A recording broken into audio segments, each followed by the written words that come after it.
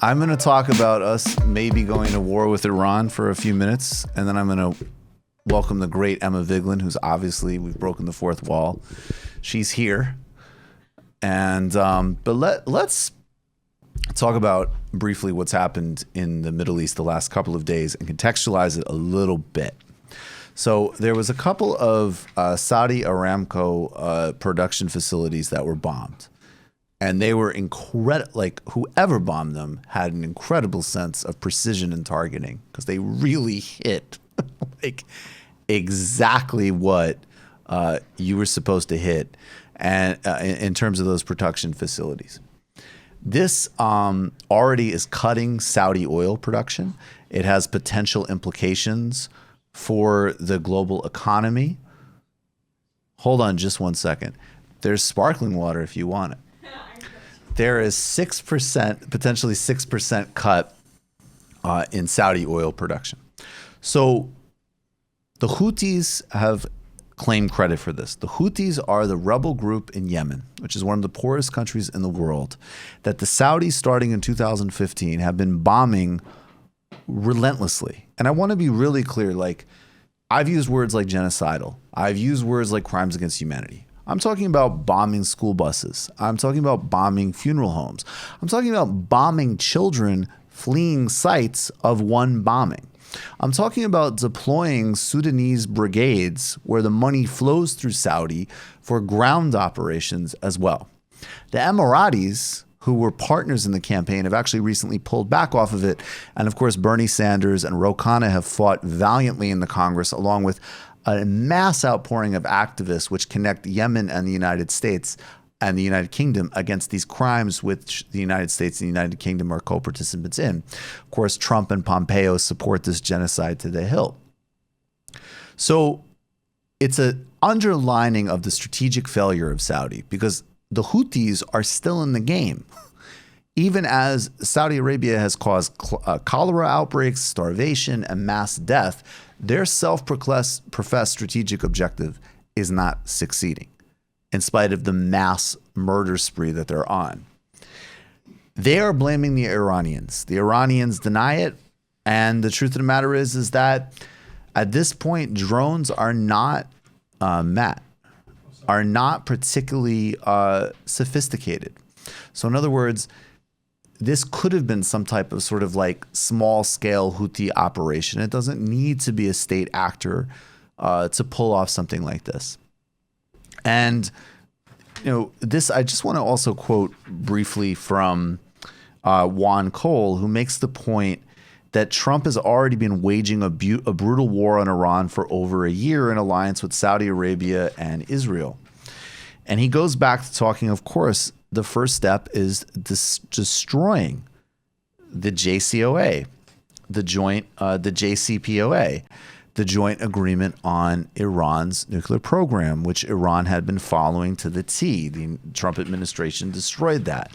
There's been a sanctions regime, which is denying people cancer medications, which is denying airplane upgrades. It's literally designed, as the one in Venezuela, to kill and harm civilians on the theory that instead of reacting to their outside murderer, they will attempt to disrupt their own government.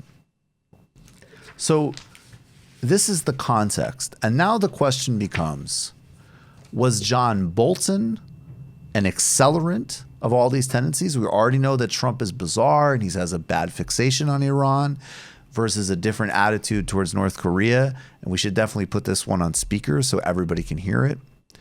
But this is Donald Trump talking about John Bolton. The Gray Zone pulled this, which is where we found it.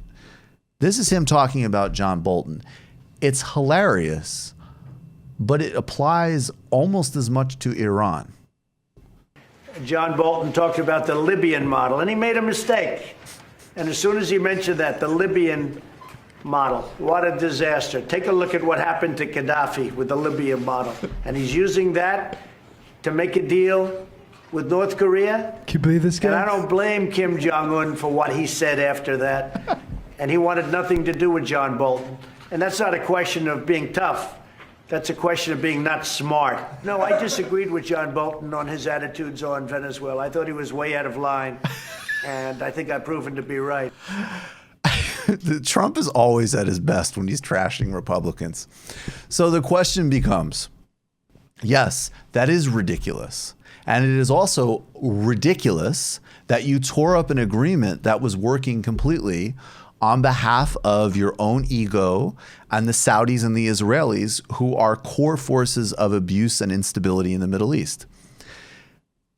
Trump has such a close connection with Saudi Arabia, which could be interpreted as two ways, which is that one, as with many other things, Donald Trump is just the fulfillment of American capitalism. He takes what has already been done to its logical and grotesque extreme. Anything you want to deregulate, any species you want to take off of the endangered species list, I got you, I got you, I got you.